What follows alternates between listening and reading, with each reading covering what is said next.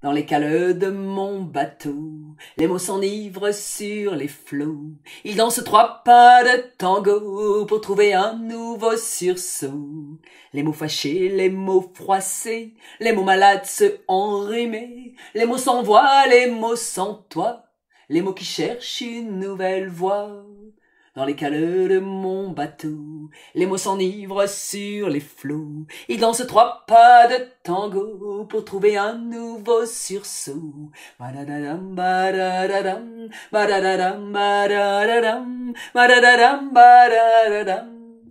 L'étrangère, dadidadam, badadidam, sac au dos, didadidam, papadidam, robe flottant au rythme du vent, didadidam, bimpadidam, cheveux vaguement noués autour d'un chignon fatigué, didadidam, elle arrive au village, didadidam, pampadidam.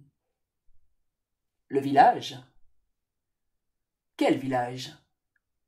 Votre village, notre village.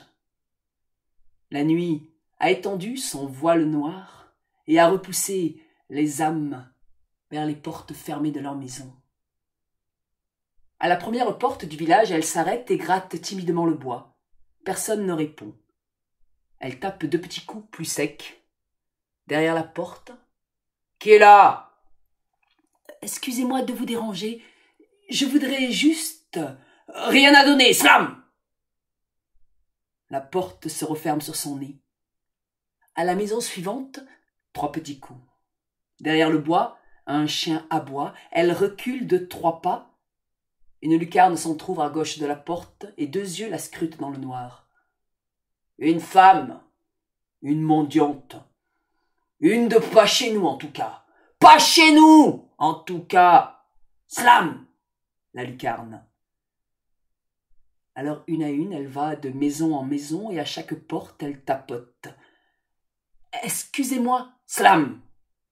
Je ne voudrais pas vous déranger. Porte fermée. Je cherche. Porte claquée. Juste Peut-être que vous auriez. Slam. À la dernière maison du village, pourtant, une voix aigrelette lui répond. Qui est là?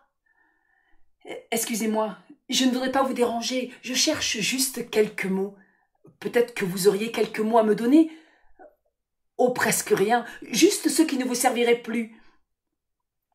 La porte s'entr'ouvre et une vieille, visage tout froissé comme une pomme que l'on aurait oubliée sur un buffet, 2 petits yeux foncés, apparaît dans l'entrebâillement de la porte.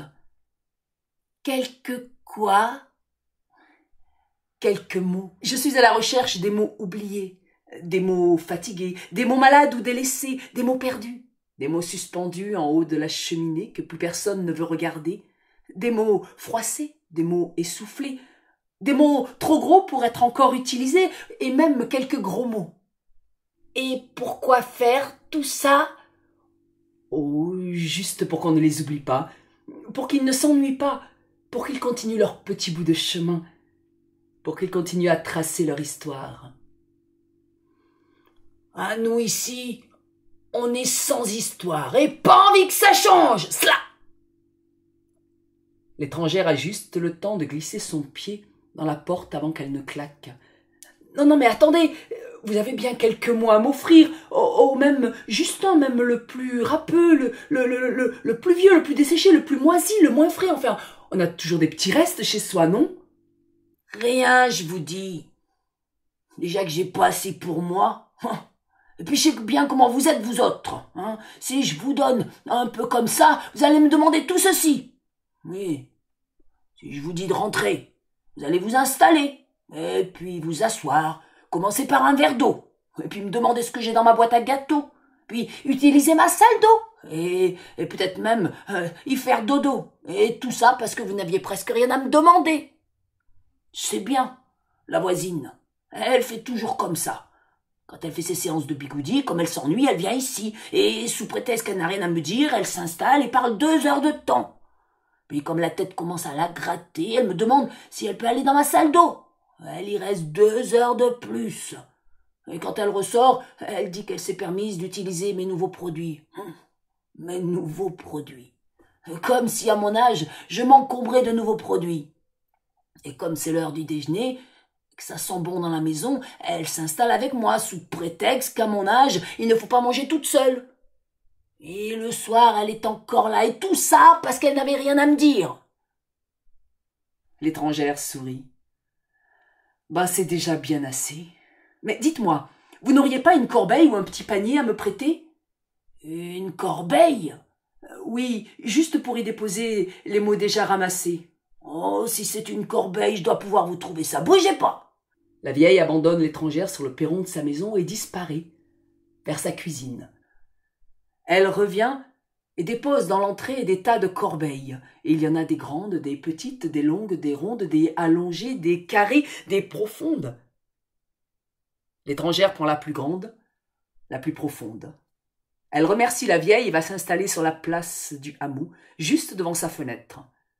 Elle s'accroupit devant la corbeille, et de ses mains, elle fouille dans la corbeille, elle touille, elle range, elle sort, elle regarde ses mains, elle écoute, elle sent, elle remet, elle jette à côté.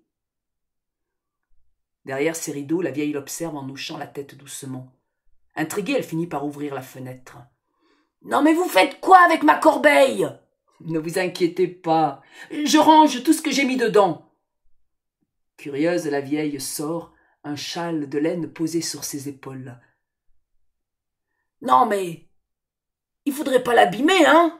C'est la corbeille de ma mère grand. C'est elle qui l'a faite.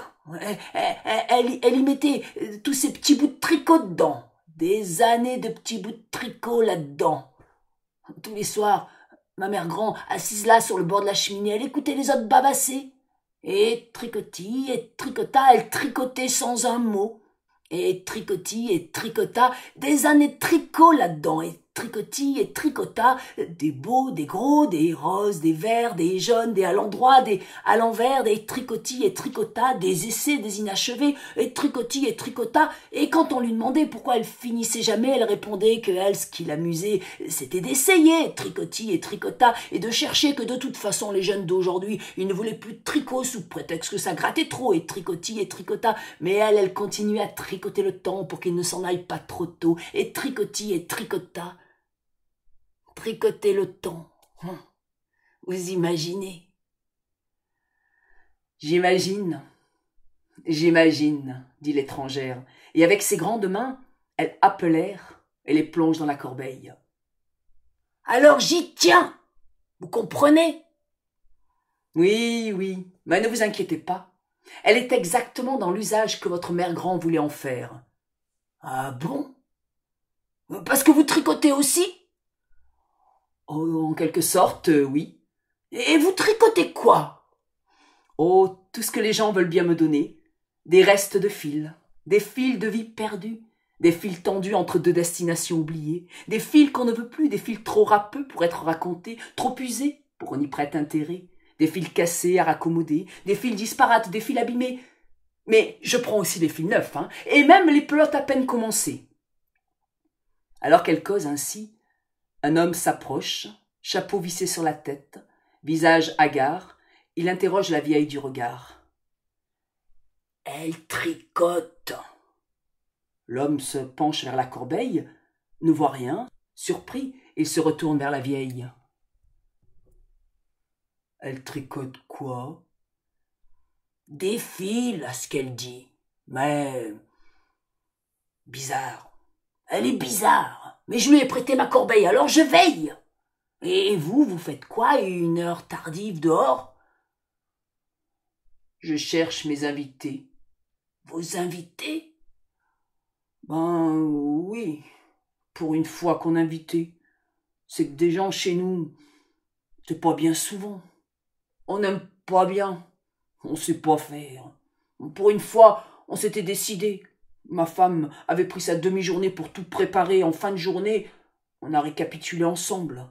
La nappe brodée, les assiettes, les couverts en argent, les porte-couteaux empruntés à la belle-mère, le vin, je l'avais même goûté, le rôti, les enfants couchés.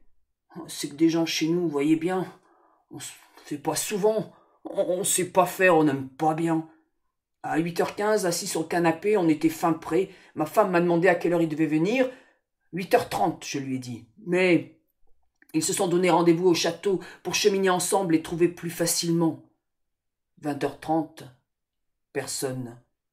Ma femme m'a demandé « Tu es sûr que c'est le bon jour ?» J'ai pris l'invitation, je l'ai tournée, retournée, ben oui, c'était bien le bon jour.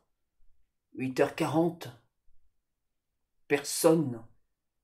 8h50, personne. À 9h, ma femme n'avait plus que ses yeux pour pleurer. Moi, je suis sorti voir s'il n'était pas là en train de chercher, et j'ai vu sur le trottoir à peine blanchi des traces de pieds, je les ai suivies. Elles m'ont emmené jusqu'ici, vous ne les auriez pas vues passer par hasard? Oh, qu'est-ce qu'on va faire de tout ça? Les petits canapés, et le vin au prix où je l'ai payé. De l'autre côté de la place, une voix rebondit. « Bah, vous avez qu'à amener tout ça !» La voix venait de la fenêtre. En face de la placette, la voisine, d'abord incommodée par le bruit devant chez elle, avait ouvert la fenêtre, puis elle s'était installée, bigoudi vissé sur la tête, en bras de chemise, et elle avait tout écouté sans piper mot. « C'est qu'ici, on en a des invités. Bon, elles sont tous venues sans prévenir. Comme je vous le dis, ma fille, elle m'appelle. Contretemps, maman. Est-ce qu'on peut venir manger à la maison? Contretemps. Tu parles d'un contretemps. C'est moi qui étais à contretemps. En chemise de nuit, les bigoudis sur la tête, même pas rangés ici. Sont tous arrivés, ils ont déboulé, sont installés. Même pas de chaise pour tous les asseoir, comme je vous le dis. L'étrangère rit. Eh bien, pour un village sans histoire, c'est un village sans histoire. Et avec ses grandes mains, elle appelèrent et les plonge dans son panier. Mais la voisine a raison. Vous pourriez aller chercher tout ça, non? On pourrait partager. L'homme au chapeau, un peu éberlué, reste muet, les bras à ballon. Il secoue doucement la tête, personne ne comprend s'il acquiesce ou désapprouve. La neige commence à tomber doucement. Chacun pense à rentrer sans oser l'annoncer. « C'est qu'il va faire frais ce soir. On dirait bien que la neige deviendrait blanchir nos toits cette nuit. Ah, pas bon à laisser un petit chat dehors, hein !» Mais personne ne bouge. Est-ce cette femme, dont personne ne comprend ce qu'elle fait vraiment? Où irait-elle cette nuit? De là à lui proposer de rentrer, il faudrait quand même pas exagérer. Dans le lointain, des sabots d'un cheval, le souffle d'un homme, le bruit des fers sur la route, des cris. Un cavalier, tenant son cheval par la bride, arrive en courant. Il remonte la route. « Les cloches! Les cloches !» Apercevant quelques personnes sur la place, il arrête son cheval. « Les cloches! Les cloches de la chapelle! Elles ont disparu! Plus là! Envolées! Même pas la trace d'un bâton, ni de la chaîne, ni plus de cloches !»« Comment ça, envolées ?» La tête bigoudie à la fenêtre renchérit. « Elles y étaient hier. Ben oui, je les ai vues. Moi, j'étais à la chapelle pour tout nettoyer pour le 24 décembre. Et allumer le chauffage aussi. Oh, ce chauffage, un vrai poème. Déjà, le temps de l'allumer. Mais en plus, maintenant, comme il faut savoir exactement combien de fuel on va consommer pour le payer au centime près, alors je vous dis pas. Il faut mesurer le niveau du réservoir avant d'allumer le chauffage. Et puis, il faut remesurer le niveau du réservoir après avoir éteint le chauffage. Et pour connaître le volume disparu, comme le réservoir est légèrement conique, il faut multiplier la hauteur par la circonférence, appliquer une correction, enlever l'indice d'imprécision, rajouter la différence du multiple de la hauteur, divisé par sa longueur, diminué par la température convertie en joule. Stop! L'homme tient la bride de son cheval en tremblant. Il ne s'agit pas du chauffage, là, mais des cloches. Elles ont disparu. Il va falloir les retrouver si vous voulez les avoir pour le 24 décembre, justement. Tous se regardent. Mais comment ça? Enfin, des cloches. Ça ne s'envole pas comme ça. Et puis, elles étaient là hier. Le silence recouvre la place. Et dans chaque tête tintent les mêmes mots. Fort, si fort, qu'on les entendrait presque sonner au-dessus de la place.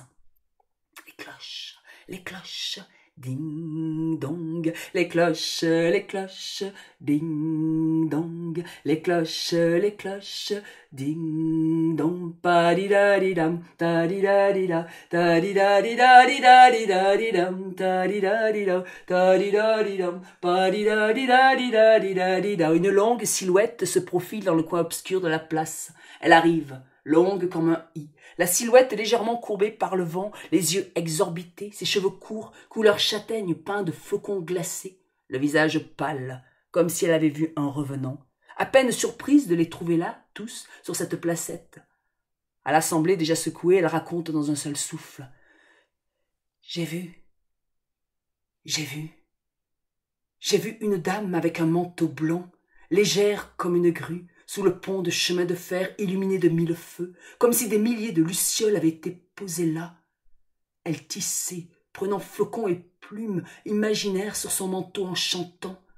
Sa voix résonnait comme un chœur de 100 femmes, et le pont de chemin de fer est entré en résonance, et le pont de chemin de fer est entré en transe, fort, si fort, que les trains ont dû s'arrêter pour écouter.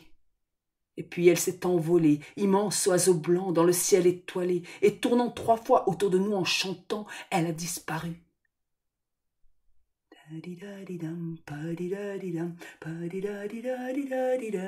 Bouche bée, ils la regardent tous, le souffle coupé.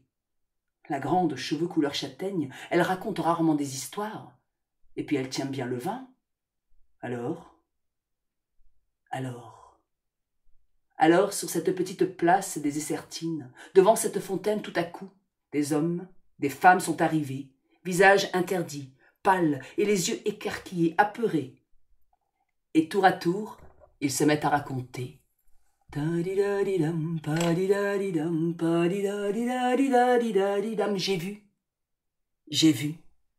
J'ai vu à la cabane de bûcheron une femme qui racontait seule autour d'un feu. Tout autour, biches, renards et sangliers s'étaient approchés pour écouter. Voisin, vous mentez.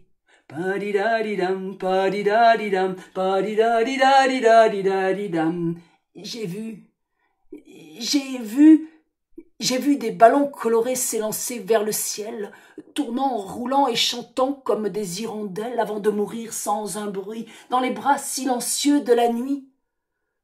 Grand-mère, vous mentez. J'ai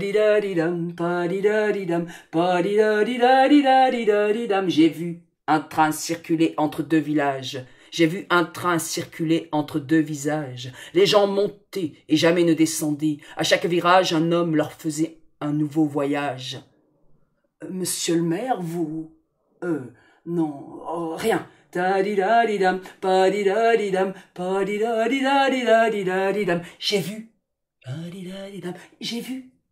vu. Ils discutent à grand bruit, chacun écoutant et commentant les nouvelles venues des hameaux voisins, chacun s'attendant à des nouvelles encore plus étranges. Étrange, non? Étrange? Étrangère. L'étrangère. Il l'avait presque oublié. Pourtant, ils sont tous là, autour d'elle et de son immense corbeille. Elle semble ailleurs. Chantonnant au-dessus de sa corbeille, elle continue, de ses grandes mains, de prendre, de regarder, de jeter, de saisir l'air, de touiller, de remuer, de remettre, de sentir, d'écouter. Ils s'arrêtent tous de parler, posent leur regard sur elle, l'étrangère, la femme grue, les invités qu'on n'attend plus, les cloches disparues, le train qui ne s'arrête plus, les ballons perdus. Bizarre, non? Et cette étrangère qui semble toujours fouiller dans ce panier, n'avait-elle pas expliqué qu'elle cherchait des mots? Mais à force de prendre leurs mots, ça finirait par faire des histoires. Elle a senti leur regard brûlant, leurs poings serrés, la colère ruisselant de leur silence, le dédain dégoulinant de leurs lèvres tremblantes. Elle se redresse, tourne 3 fois en riant dans sa robe légère, laissant valser autour d'elle des papillons glacés. « C'est prêt !» Qu'est-ce qui est prêt? La salade de mots, le festin d'histoire. Ils se précipitent tous pour regarder, mais elle les retient d'un geste léger. « Non, attendez. La salade se bonifie avec le silence. Alors encore un peu de patience. Allez donc les chercher. »« Qui ça ?»« Les autres. Vos enfants, vos femmes, vos maris, vos voisins, vos amis, vos ennemis. ce que vous connaissez, ce que vous ne connaissez plus, ce que vous avez perdu de vue, et ce que vous ne connaissez même pas, les étrangers. Amenez-les ici, on ne va quand même pas faire ça tout seul, non? Sa voix est douce, mais ne laisse place à aucune opposition ni contestation. Un à un, ils se mettent tous en route, à pied, en courant, en rouspétant. Non seulement elle leur raconte des histoires, mais en plus elle les fait marcher. Le maire a marmonné. Déjà qu'il n'aime pas qu'il y ait des histoires, voilà qu'en plus, il faut qu'on aille chercher tout le village pour les écouter sur la place. La grande femme aux cheveux couleur châtaigne attrape son téléphone, et tout en cheminant, elle appelle tout ce que son répertoire contient, les priant instantanément de venir à Essertine, mais à pied, parce qu'il neige. Oui, oui, oui, maintenant. Oh, écoute, peu importe. Tu laisses tout, tu finiras après. Oh, tant pis. Oui, on verra demain. Oui, oui, oui, c'est pressé. Ben non. Non, non, on peut pas discuter. Allez, s'il te plaît. Oui, on vous attend, hein.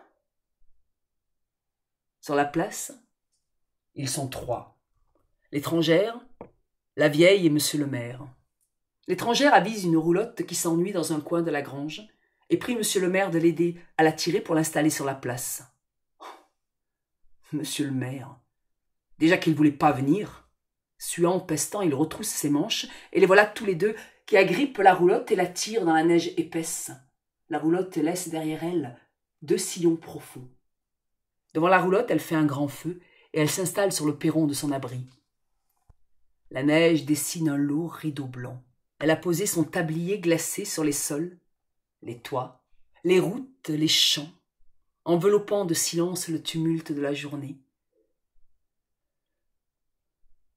Et ils sont arrivés, soudain, à pied, éclairés par le rire de la lune sur le voile de l'hiver, se moquant de la nuit, de la morsure du froid, zigzagant entre les flocons d'ouate qui dansent sur le mur du ciel. Et ils sont venus, encapuchonnés dans leur courage, tenant la main à leur curiosité. Ils sont venus, laissant derrière eux, tels des petits poussés, des traces éphémères cueillies par le vent. Ils cheminent jusqu'au hameau des Essertines, tels des papillons attirés par la lumière. Elle les attend, devant sa roulotte, silhouette se découpant dans le silence de la nuit, manteau caressant le vent, mains modelant le silence, diseuse de bonne aventure. Ils se regroupent tous autour du feu, réchauffant leurs mains engourdies. Une femme, rose-rouge à la main, vient se mettre là, juste devant la roulotte, face à l'étrangère. Et sur les pétales écarlates, les flocons glacés se posent comme des baisers. L'étrangère commence à raconter. Au premier mot, ils frémissent. Au deuxième, ils se regardent. Au troisième, ils se sourient. Au quatrième, au cinquième, au sixième, ils abandonnent un à un le feu pour venir se regrouper autour d'elle, pour venir se réchauffer au feu de ses mots, les flocons sautillant sur leurs chapeaux. Alors elle leur raconte. Elle leur raconte le désert des terres brûlées de soleil. Elle leur raconte le vent de sable qui sèche les peaux, le bleu des cieux qui pique les yeux. Elle leur raconte l'errance des hommes à l'ombre de leurs chameaux, la danse des tuniques bleues dans les vapeurs de chaleur. Elle leur raconte. Et l'hiver s'habille de couleurs. La nuit allume ses soleils, le voile blanc fleurit d'odeurs. Elle leur raconte. Et le blanc se met à l'envers. Le froid relâche sa morsure. Elle leur raconte longtemps, si longtemps que lorsqu'elle s'arrête, ils ouvrent les yeux sur le printemps, les narines pleines de parfums du lointain, rassasiés de mots d'ailleurs, étrangement rassasiés d'ailleurs. Par petits groupes, ils repartent en silence, osant à peine évoquer ce qu'ils viennent de traverser de peur de le casser, cherchant pourtant chez l'autre la confirmation qu'ils n'ont pas rêvé. Autour de la corbeille, ils sont maintenant 3. L'étrangère, la vieille, la femme à la rose. L'étrangère secoue la corbeille et l'attend à la vieille en la remerciant. « Oh, vous pouvez revenir la prendre quand vous voulez. Je vous la mets de côté. La femme à la rose s'avance vers la vieille et lui offre la rose en la remerciant d'un grand sourire, puis elle s'éloigne, sans un mot. La vieille, corbeille sous le bras, rose sous le nez, rentre chez elle à petits pas et ferme sa porte sur la nuit. L'étrangère a disparu et l'aube naissante a effacé ses traces. Ils ont parlé d'elle une partie de l'année. Voilà au moins un sujet qui leur permettait de causer entre deux portes, deux vitres baissées, trois courses arrangées. Et puis l'année suivante, quand décembre a commencé à pointer le bout de son nez, ils se sont surpris à rêver. Et si elle revenait? Elle est revenue. Une nuit de pluie battante en décembre sous les serres, elle est apparue. La vieille avait prévenu. Elle était passée chez elle récupérer sa corbeille. Alors ils se sont tous précipités sous leur petit parapluie. Monsieur le maire en premier, l'homme qui cherchait ses invités, les mains chargées de thé et de biscuits derrière, la grande aux cheveux couleur châtaigne ensuite, la tête bigoudie, l'homme sans cheval, la vieille, la dame à la rose et tous les autres, les jeunes, les moins jeunes, les vieux, les moins vieux, ceux qui étaient déjà venus la première fois, ceux qui n'avaient pas pu. Et ils se sont serrés sous cette petite serre dégoulinant de pluie. Elle les attendait, assise, la corbeille à ses pieds, le sourire aux lèvres, toute sèche. Alors elle a raconté. Elle a raconté des histoires d'ailleurs, des histoires récoltées tout au long de cette année. Et la pluie a cessé de frapper la serre pour écouter, et le vent s'est mis à chanter au rythme de ses mots. Elle a raconté longtemps, si longtemps, que même le temps ne savait plus où il en était. Elle a raconté longtemps, si longtemps, que lorsqu'enfin elle s'est arrêtée, ils se sont tous regardés. Déjà, il y a eu un grand silence, et puis ils se sont mis à parler tous en même temps. Ben oui, voilà une année qu'ils attendaient qu'elle revienne avec sa corbeille, alors vous imaginez si des mots cette fois-ci ils en avaient mis de côté. Tour à tour ils ont parlé, tour à tour ils se sont écoutés. Ils avaient tellement à se dire que le thé s'est impatienté, tellement de mots que la corbeille a débordé. Et les mots se sont envolés vers d'autres lieux où ils ont résonné chaque jour du mois de décembre. L'année d'après, elle est revenue. Et voilà des années que ça dure. Chaque année, la salade de mots. Chaque année, le festin d'histoire. Chaque année, on l'attend. Chaque année, c'est différent. Chaque année, elle surprend. Une année, elle est venue avec des colporteurs du monde entier. Autour d'un immense feu, tous ensemble, ils ont raconté une seule et même histoire.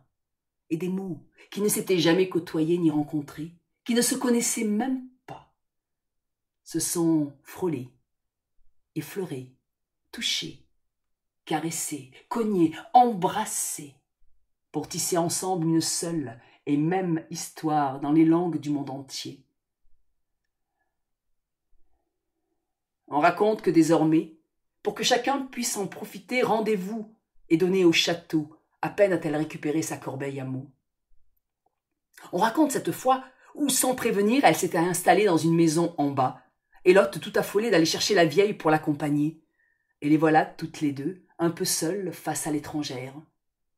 Et peu à peu, ces histoires ont dessiné tant de personnages qu'il n'y avait plus de chaises pour les installer. On raconte encore cette fois-là, où installés à la chapelle en bas, tous les hameaux sont descendus, lanterne à la main suspendue, et le long serpent de lumière, zigzagant entre les vieilles pierres, ignorant la morsure du froid, a poussé les murs ce jour-là. On raconte aussi la fois où tous réunis, impatients, ils l'attendaient, mais l'étrangère ne venait pas. Elle était, disait-on, arrêtée dans une maison, une cave un peu plus bas. Quand enfin elle s'est présentée, elle riait si fort que personne n'a su si elle était saoule de ses propres mots ou du vin qu'elle avait goûté. Mais cette nuit-là, elle a raconté sans jamais s'arrêter. Les mots dégoulinaient et s'étiraient le long de ses lèvres, tant et tant que les mots ont commencé à bâiller. Elle a raconté tant et tant que les invités discrètement et poliment, peu à peu, se sont éclipsés. Et l'hôte de la maison s'est retrouvée seule avec l'étrangère. Elle ne savait plus comment l'arrêter. Alors au milieu de la nuit, exaspérée, elle a fini par l'allonger sur le canapé. Et l'étrangère s'est endormie. C'est la seule fois où elle a dormi à Dardani. On raconte. On raconte. On raconte. Ça en fait des histoires, ça, non? Des milliers d'histoires envolées pour un nombre inouï d'oreilles rassasiées. On raconte. On raconte. On raconte que désormais, dans ce petit village de Dardani, quand l'hiver ouvre ses pages blanches, le compte à rebours est lancé. Et dès le 1er décembre, dans toutes les têtes, les mêmes mots résonnent, chantonnent, bouillonnent.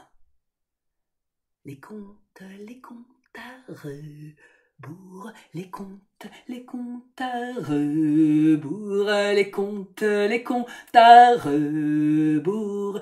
Quand revient le temps, premier flocon blanc, que chacun ferme sa porte aux feuilles mortes, quand descend la nuit, blanche sans un bruit, au-dessus des villages clos assoupis, les comptes à rebours, mais à Dardani dansent chaque nuit des mots, des histoires d'ailleurs que l'on colporte, et le temps d'un soir autour d'une histoire, chacun peut enfin pousser la même porte, les comptes à rebours, des mots, des saveurs, des goûts, des odeurs, le parfum léger des fleurs venues d'ailleurs, des rois, des sultans, des bons, des méchants, incroyable dans ce village combien de gens, les comptes à rebours, chaque bout de l'an, chaque mois de l'avant, les histoires sont les lampions de Dardani, depuis tant de temps, si peu si longtemps, dans ce village la parole réunit, les comptes à rebours, les